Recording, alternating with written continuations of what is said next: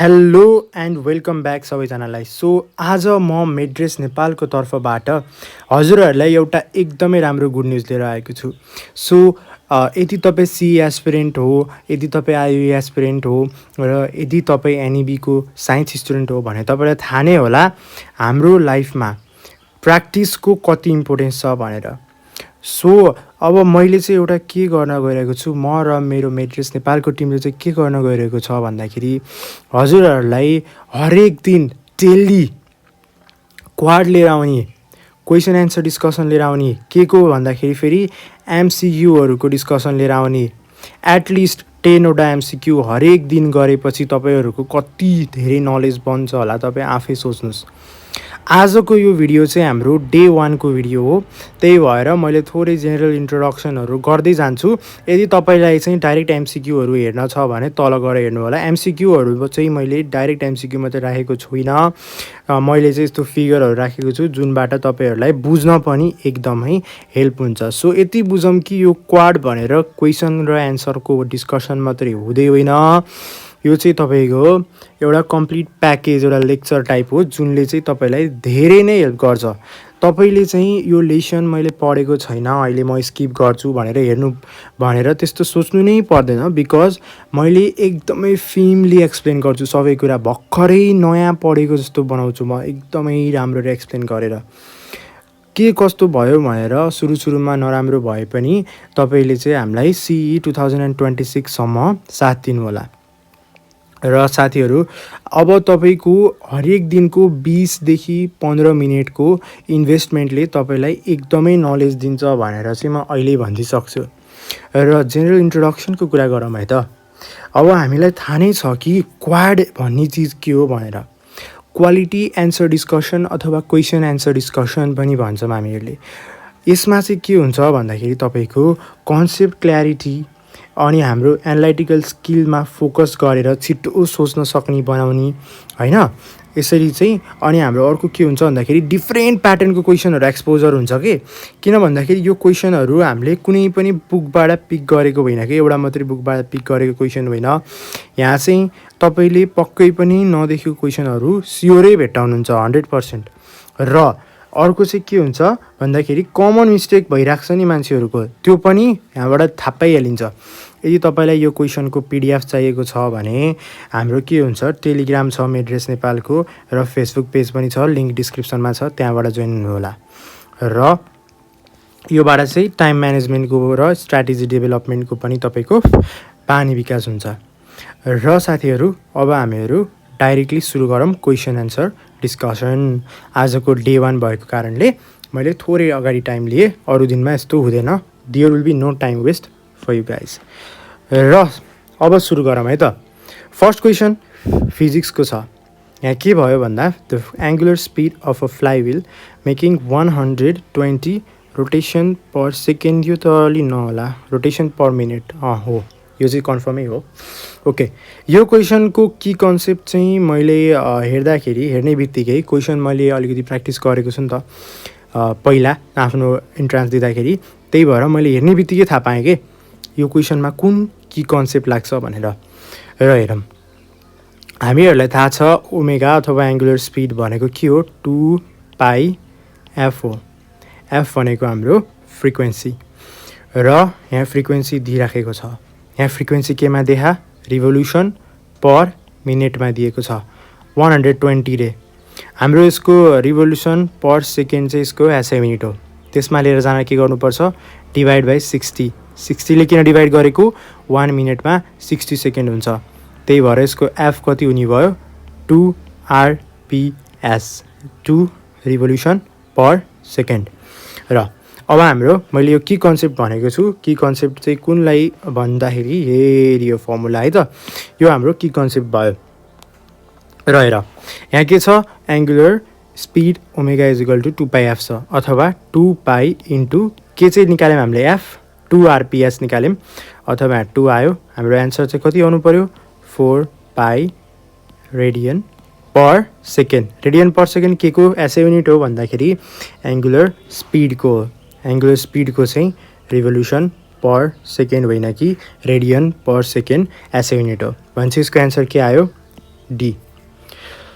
र अब अर्को के आयो भन्दाखेरि which of the following hormone is primarily responsible for the development of the secondary sexual characters in male. यो क्वेसन कहाँबाट आयो? रिप्रोडक्टिभ सिस्टमबाट होइन हो। र अब यसको एन्सर के होला? इस्ट्रोजेन हो? No no no no. Progesterone हो? No no no no. यसलाई प्रेग्नेन्सी हर्मोन भन्छ है प्रोगेस्टेरोनलाई। ल हेर्नु, यसरी अरू अप्सनबाट एनालाइज गरेर पनि तपाईँहरूलाई हामीले दिन्छौँ नि त होइन नलेज। अब यो प्रोल्याक्टिन के हो? प्रोल्याक्टिन चाहिँ तिम्रो के हो भन्दा मिल्क फर्मेसन हर्मोन हो है, मिल्क फर्मेसन हर्मोन हो। र अब यसको एन्सर के आउने भयो तिम्रो भन्दा टेस्टोस्टेरोन। यो चाहिँ इजी थियो नि त, यो चाहिँ इजी पार्ट थियो। ओके ठिक छ। र गाइजहरू अब चाहिँ हाम्रो अर्को के छ क्वेसन भन्दा the functional unit of a nervous system is called भनेर क्वेसन आयो। यसमा अब हेर न्युरोन छ नि, न्युरोन भित्र के पर्छ तिम्रो? डेन्ड्राइट पर्छ, एक्जोन पर्छ।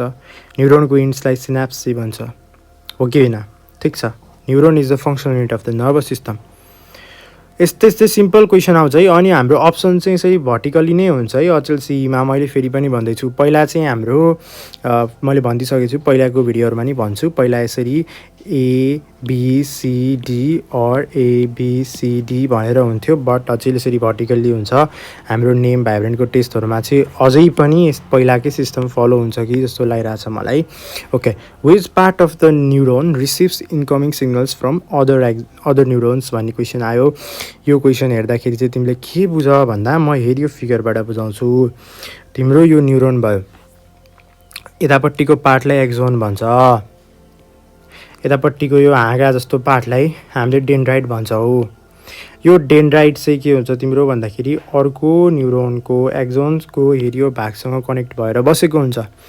र तिमीले के बुझ भन्दाखेरि चाहिँ एउटा उतापट्टिको न्युरोनबाट लिएर आएको इन्फर्मेसन यो न्युरोनबाट ट्रान्सफर हुन मन छ भने त्यसले चाहिँ डेन्ड्राइटको माध्यमबाट यतातिर न्युरोनको सेल बडीतर्फ आउनुपर्छ। भनेपछि यसको एन्सर के हुने भयो? अप्सन हेरौँ, अफकोर्स डेन्ड्राइट्स। र 5 नम्बरमा के आयो? Which of the following is the neurotransmitter primarily associated with the muscle contraction. Muscle कन्ट्र्याक्सनमा चाहिँ कुन चाहिँले हेल्प गर्छ अरे? यो एकदम important question for MBBS and BDS र तथा सबै त्यो के भन्छ सीईको क्वेसनहरूको लागि पनि एकदम इम्पोर्टेन्ट छ। ल हेर, यो तिम्रो के भयो? यो के को चाहिँ फिगर हो? यो चाहिँ सिनेप्टिक नर्भको फिगर हो। यदि तिमी एनिवे एस्पिरेन्ट छौ भने तिमीलाई राम्ररी याद होला। सीईको प्रिपेरेसनमा त अब बुकहरू खासै पिक्चर धेरै भएको हुँदैन। ल हेर, यहाँ चाहिँ तिम्रो के हुन्छ भन्दाखेरि यस्तरी भेसिकल्सहरूमा चाहिँ तिम्रो के प्रेजेन्ट हुन्छ भन्दाखेरि न्युरो ट्रान्समिटरहरू प्रेजेन्ट हुन्छ। त्यसमा के हुन्छ भन्दाखेरि चाहिँ मेनली चाहिँ मेन कम्पोनेन्ट एसिटाइल कोलिन हो। त्यसले नै मसल कन्ट्र्याक्सनमा चाहिँ तिम्रो के गर्छ भन्दाखेरि चाहिँ न्युरो ट्रान्समिटरको रूपमा काम गर्छ। अर्को क्वेसन के आयो? यो फिजिक्सको क्वेसन, केमिस्ट्रीको जस्तो लाग्यो। The first law of the thermodynamics is essentially the law of भन्ने क्वेसन आयो। हाम्रो फर्स्ट ल अफ थर्मोडाइनामिक्सलाई म यो फिगरमा इजिली डिस्क्राइब गरिदिन्छु। यति देखेपछि तिमीले कहिले बिर्सिन्नौ है त। ल हेर, यहाँ चाहिँ के छ तिम्रो भन्दाखेरि यताबाट चाहिँ हिट आयो, हिट अर क्यू भनेको तिम्रो हिट इनर्जी आयो। यहाँ के भयो भन्दाखेरि चाहिँ एउटा वर्क चाहिँ फालिदियो, यो सिस्टमले यो अलिकति वर्क गर्यो होइन। अनि यहाँ तिम्रो के भयो भन्दाखेरि चाहिँ इन्टरनल इनर्जीको कारणले इन्टरनल इनर्जी चाहिँ थोरै चेन्ज भयो। दिएको हिट माइनस वर्क भनेपछि तिम्रो के भयो भन्दाखेरि चाहिँ चेन्ज इन इन्टरनल इनर्जी भयो होइन।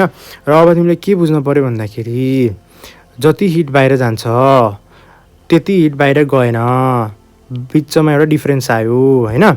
त्यो डिफ्रेन्सले तिम्रो के हुन्छ? वर्कमा कन्भर्ट हुन्छ भनेर भन्छ थर्मोडाइनामिक्सले, फर्स्ट ल अफ थर्मोडाइनामिक्सले।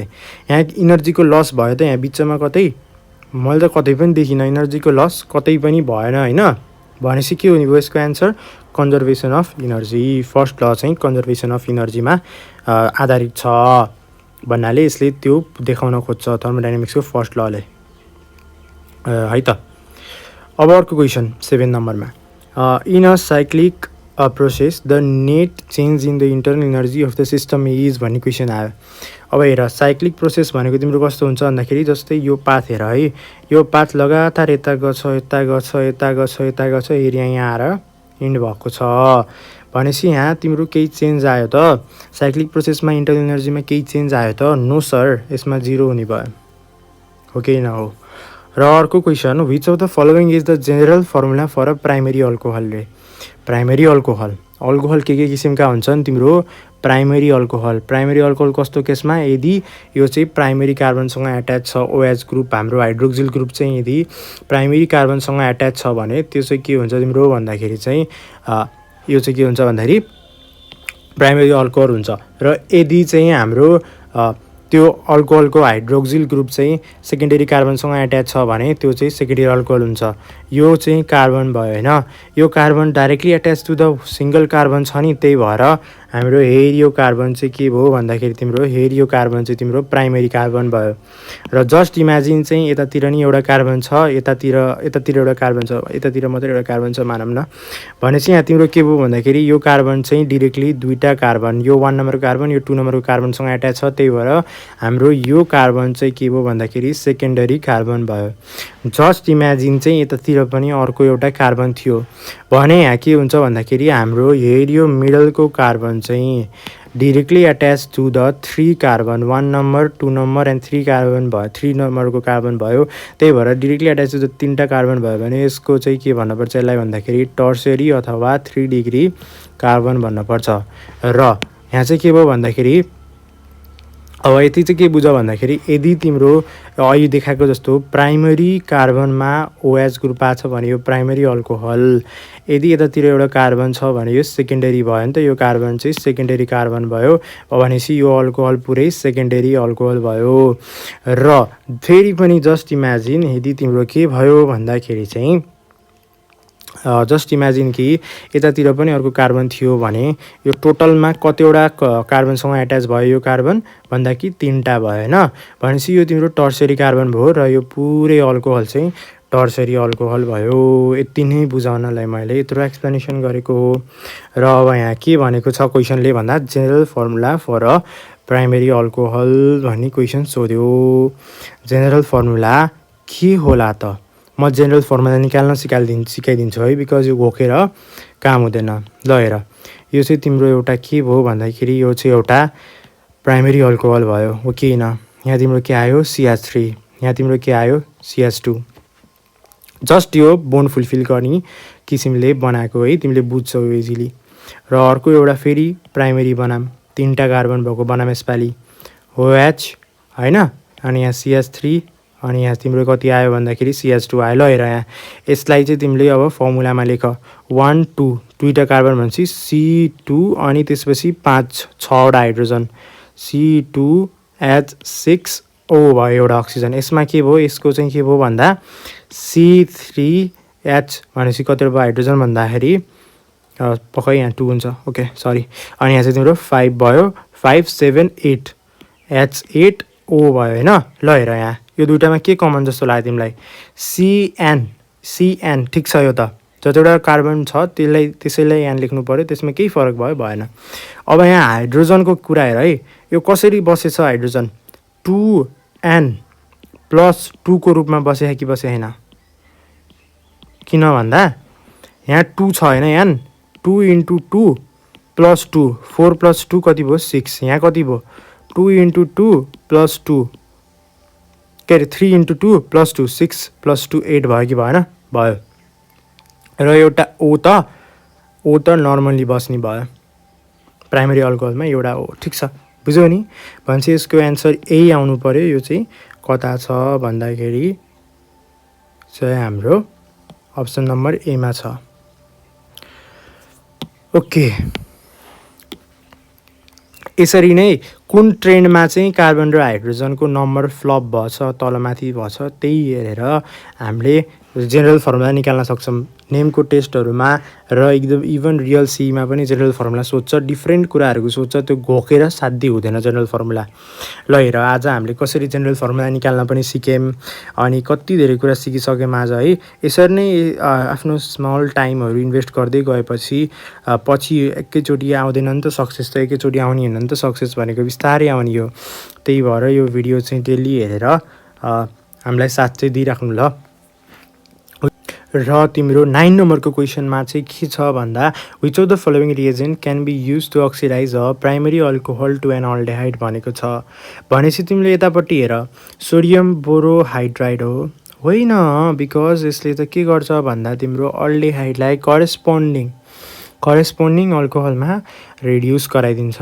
भनेपछि हाम्रो अक्सिडाइजिङ एजेन्ट त यो मात्रै लाग्यो मलाई त यहाँ, हो कि होइन? सल्फ्युरिक एसिडले नै गर्छ बट यो केसमा गर्दैन। Which of the following reaction is use to prepare a carboxylic acid from a primary alcohol? Dehydration हो होइन कि क्या हो? यसले त तिम्रो एसिड एनाहाइड्राइड्सहरूतिर लिएर जान्छ carboxylic acid from a primary alcohol होइन।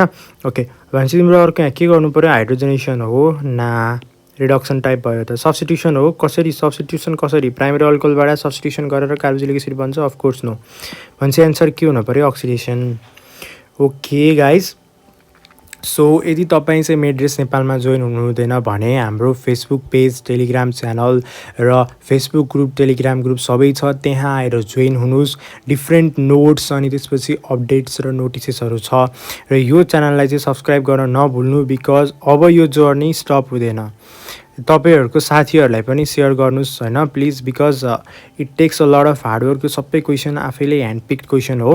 यो क्वेसनहरू पढ्ने सम्भावना एकदम धेरै छ। यदि तपाईँहरूलाई केही डाउट छ, केही सजेसन दिनु छ भने चाहिँ प्लिज कमेन्ट गर्नु होला। Thank you very much for watching. Good luck, keep studying, take care. यदि एनइबी स्टुडेन्ट हो भने पनि यो भिडियोले एकदमै हेल्प गर्छ। टेक केयर है, सबैजनाले राम्ररी पढ्नु। Thank you very much for watching. By.